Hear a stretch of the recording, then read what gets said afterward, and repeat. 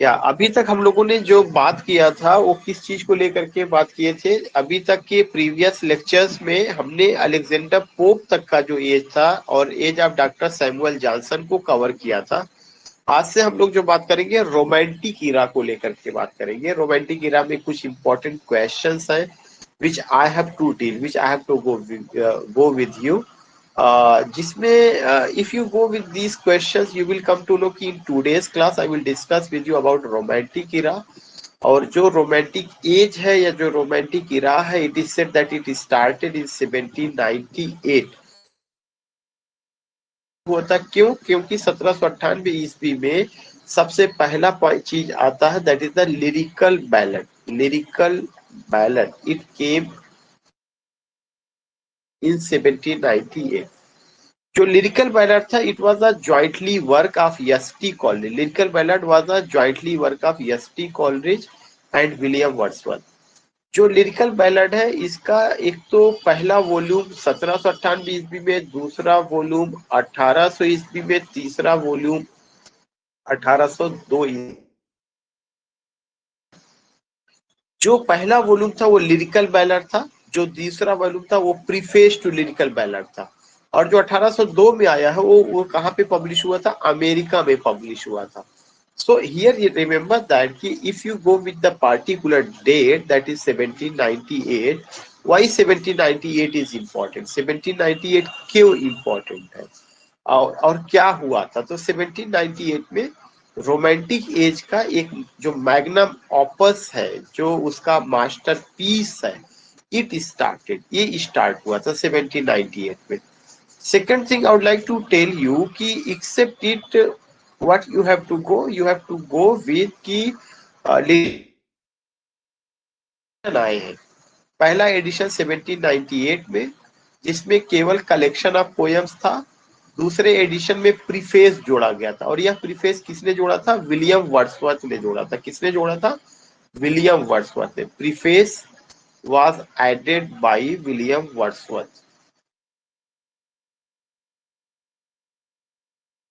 उस प्रीफेस में क्या दिया था? उन्होंने उस प्रीफेस में कुछ कॉन्सेप्ट दिया हुआ था और वह कॉन्सेप्ट किससे जुड़ा हुआ था? दैट कॉन्सेप्ट, वह जो है कॉन्सेप्ट पोइट्री से रिलेटेड था, जिसमें वो क्या करते हैं, जिसमें वो बताते हैं पोएटिक डिक्शन को लेकर के बात करते हैं। पोएटिक डिक्शन, डिक्शन का मतलब होता है selection of words.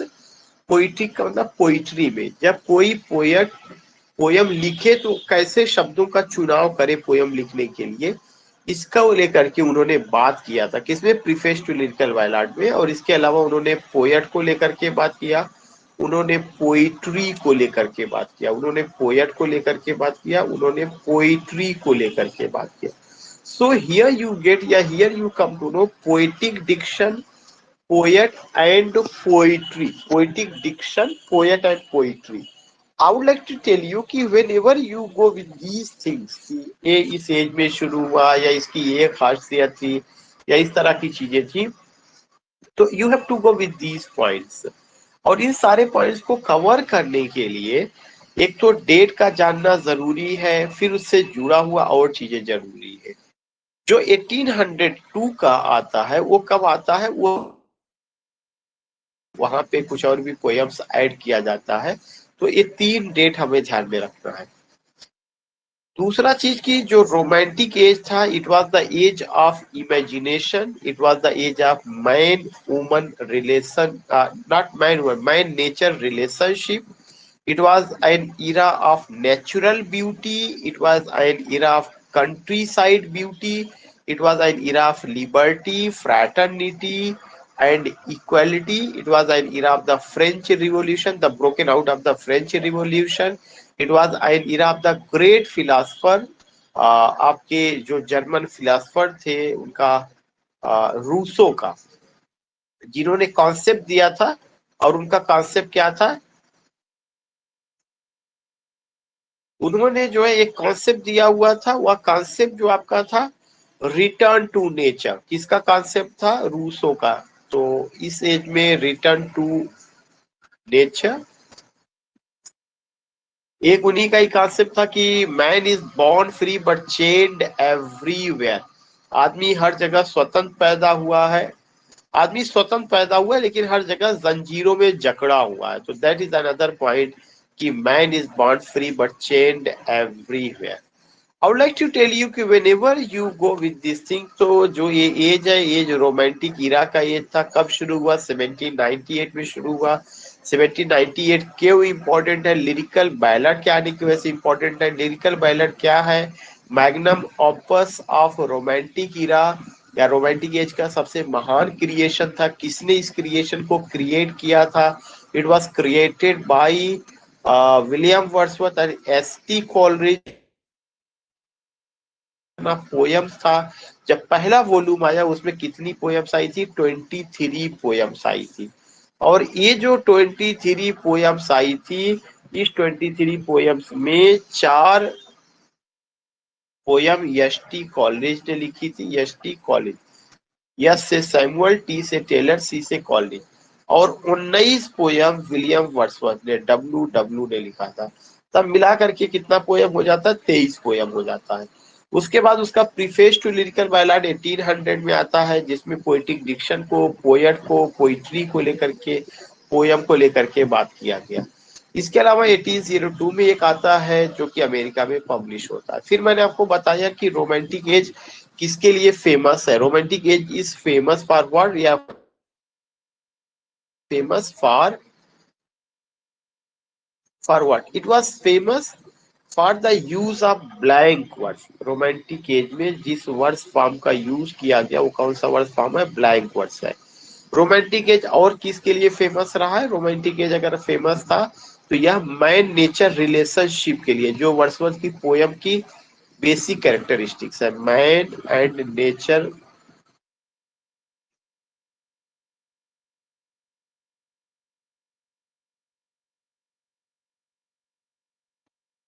Romantic age और किन चीजों के लिए फेमस रहा था? कंट्री साइड ब्यूटी के लिए, नेचुरल ब्यूटी के लिए, इमेजिनेशंस के लिए, इमोशंस के लिए, फीलिंग्स के लिए, लिबर्टी के लिए, इक्वालिटी के लिए, फ्रैटर्निटी के लिए, natural objects, just you can just say reverse, mountain, pasture, leaf, rising of the sun, climbing of the moon, setting of the sun, gurgling sound of the river, blowing of the air, twinkling of the stars, open field, chirping of the birds. These words you can use कि romantic इरा इन सब चीजों के लिए famous रहा है। इन सब जो इरा famous था, इस समय जो पोएट्स आते हैं उनको दो हिस्सों में बांटा जाता है। एक जो पोएट है उनको यंग जनरेशन और दूसरे पोएट को old generation of romantic poets कहा जाता है। यू ऑल नो कि ओल्ड जनरेशन में विलियम वर्ड्सवर्थ, एस.टी. कॉलरिज और रॉबर्ट साउदे आते हैं। इन तीनों को लेक पोएट्स भी कहा जाता है because they were born in Lake District. उसके बाद जो तीनों और हैं, जॉन कीट्स, पीबी शेली और आपके लॉर्ड बायरन, उनको यंग रोमांटिक पोएट्स कहा जाता है। All these things we find. उसके अलावा इस एज में और क्या क्या चीजें घटित हुआ था? यह जो था एज ऑफ रिवॉल्यूशन था। अमेरिका की क्रांति हुई थी 1776 ईस्वी में, 4 जुलाई। 4 जुलाई, ये क्वेश्चन पूछा जा चुका है पीजीटी में, को अमेरिका स्वतंत्र हो गया था।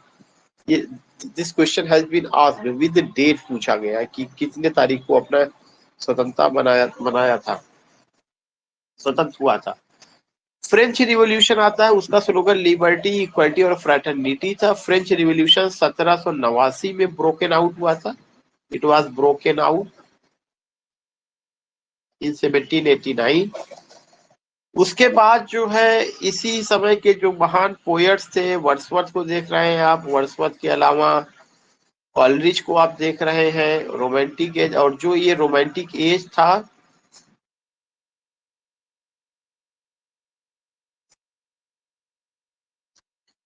Syeda has some issue, okay Syeda, doesn't matter, doesn't matter.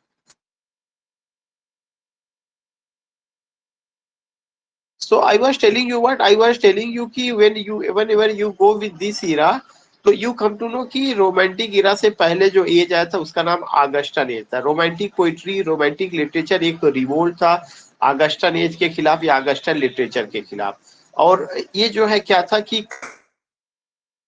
Romantic spirit के सपोर्ट में था, और इसमें इंडिविजुअल स्पिरिट को महत्व दिया गया rather than an order. Society became important, society इसके लिए इम्पोर्टेंट नहीं था, इंडिविजुअल स्पिरिट इम्पोर्टेंट था। Individually what the people think, वो लोग क्या सोचते हैं, that is the important thing. So you became कि जो रोमांटिक एज था या एक रिवोल्ट था या एक इशू को लेकर के आया हुआ था। किसके खिलाफ रिवोल्ट था? ऑगस्टन एज के खिलाफ रिवोल्ट था। ऑगस्टन एज का जो लिटरेचर था उसमें social norms, correctness, human nature, heroic couplet, ये सब चीजें, एरिस्टोक्रेटिक लाइफ, ये सब चीजें इंपॉर्टेंट थी।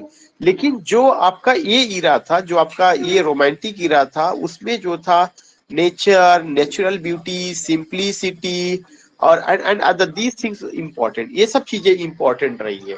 इंडिविजुअल स्पिरिट इंपॉर्टेंट था। Romantic era it was significant for these things.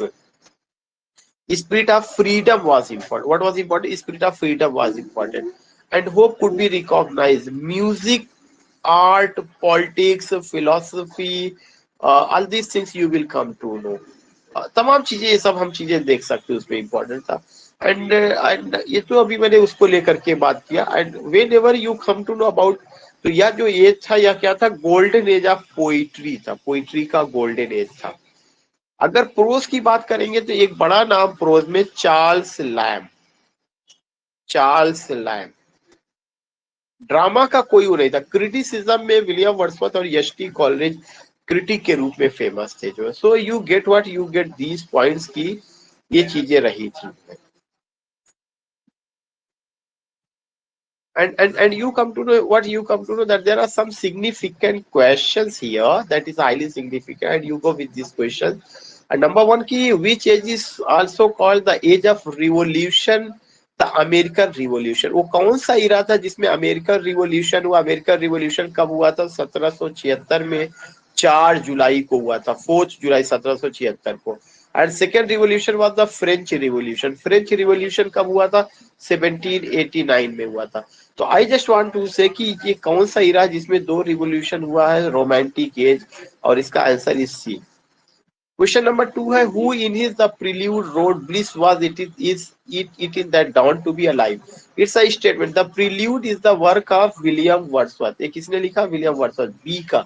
तो प्रील्यूड जो है ये किसका वर्क है? विलियम वर्ड्सवर्थ का वर्क है। और जो प्रील्यूड है ये क्या है? Prelude is the autobiography. Prelude is the autobiography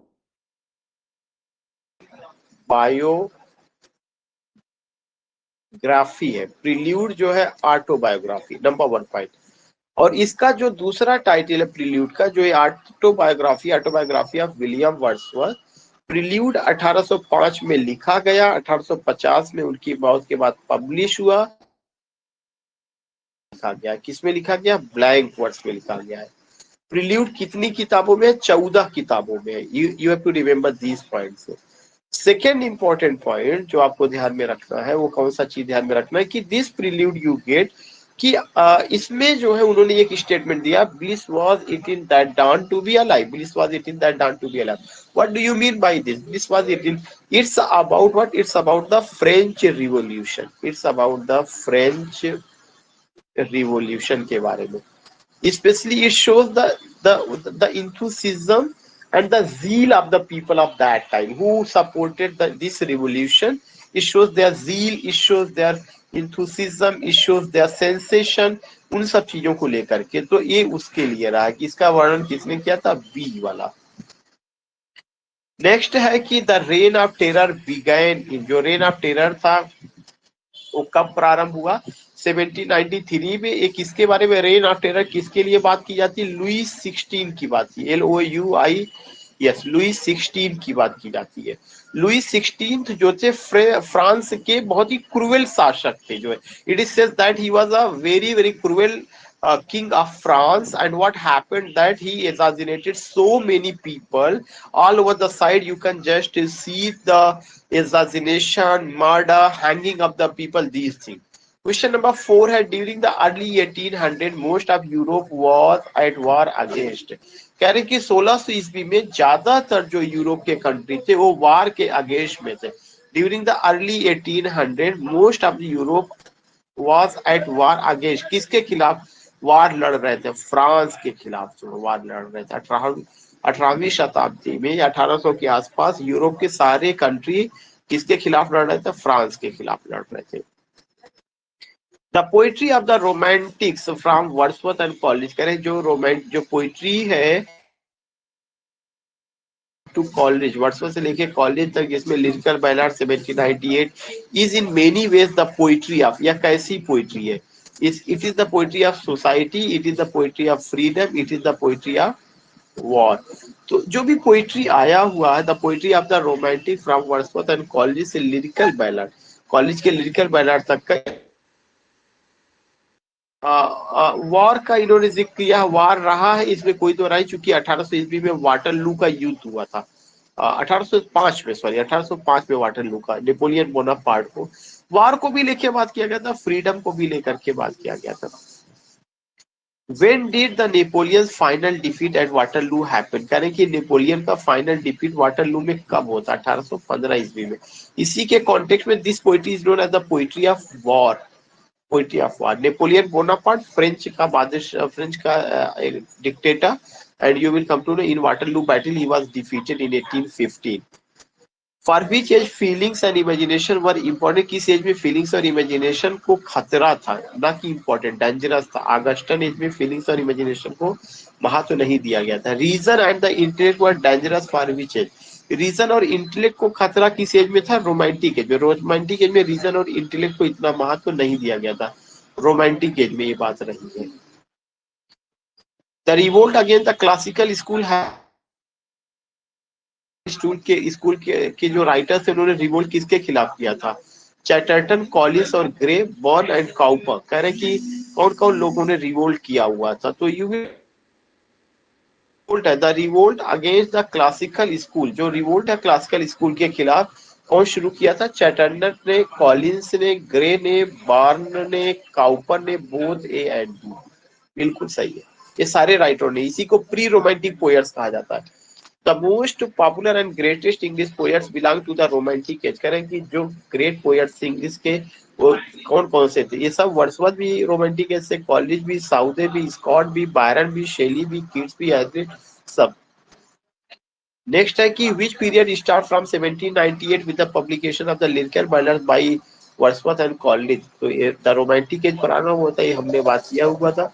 Who choose the language of the common people? अभी मैंने बात बताया था, वर्ड्सवर्थ ने कहा था कि जब भी आप पोयम लिखिए तो उसमें कॉमन पीपल का लैंग्वेज यूज करिए, जिसमें उन्होंने पोएटिक डिक्शन का कॉन्सेप्ट दिया था। Who choose the language of the common people as the vehicle of his poetry and was the first point of attack of the artificial and formal style of classical school of poetry।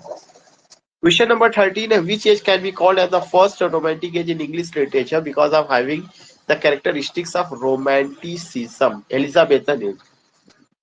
England में जो Elizabethan age था उसमें भी romantic spirit रहा, जो romantic as बाद में है उसमें भी रोमांटिक स्पिरिट रहा। इसीलिए कहा जाता है romantic age was the revival of Elizabethan age या रिवाइवल ऑफ रिनेशा। इसी को रिनेशा ऑफ वंडर कहा गया है। Romantic age is also known as renaissance of wonder. Next question है which age can also be termed as the romantic revival. किस एज को romantic revival? Elizabethan age, romantic age. कह रहे कि which age can also be termed as the romantic revival. The romantic as को romantic revival कहा जा सकता है, लेकिन यहाँ पे रोमांटिक रिवाइवल तो रोमांटिक एज है, इसमें कोई दो राय नहीं है, लेकिन ये रिवाइवल किसके उपलक्ष्य में होता है? एलिजाबेथन एज की सारी चीजों को फॉलो करते हैं। The poet of which period always looked back to the Elizabethan masters, Shakespeare, Spencer and others. कह रहे हैं कि किस एज के पोएट्स हैं जिन्होंने शेक्सपियर को, स्पेंसर को, दूसरे लोगों को फॉलो किया? रोमांटिक एज के पोएट्स ने फॉलो किया। Which became the important spearheads of the romantic movement? Collis supernaturalism, Wordsworth naturalism। Which became the important spearheads of the romantic movement का सबसे important spearheads कौन थे? या कॉलेज का सुपर नेचुरलिज्म, ये एक नई तरह की पोइट्री शुरू करता है। वर्ड्सवर्थ का नेचुरलिज्म, तो बोथ एंड बी दोनों इंपॉर्टेंट है। You find the classical age was the age of prose while romantic age was the age of poetry. इसीलिए मैंने पहले बताया था it was the golden age of poetry. The essence of which movement was that literature must reflect all that is spontaneous and unaffected in nature and in man and free for to follow its own fancy in its own romanticism का classicism both A and B केवल A poetry is the spontaneous overflow of powerful feelings Wordsworth का definition उसको लेकर के यहाँ पे बना हुआ है कि sudden outburst spontaneous word. Now the last slide. Which poets were belong to the first romantic generation से कौन belong करते हैं वर्ड्सवर्थ कॉलेज और साउथ ए साउथ है और स्कॉट ए फर्स्ट जनरेशन जिनको लेक पोएट्स भी कहा गया या first generation which poet was belonging to the second generation में Keats Shelley Leigh Hunt Hazlitt Byron ये सेकंड जनरेशन से बिलोंग करते हैं तो these were the points thanks for joining this session if you have any issue you can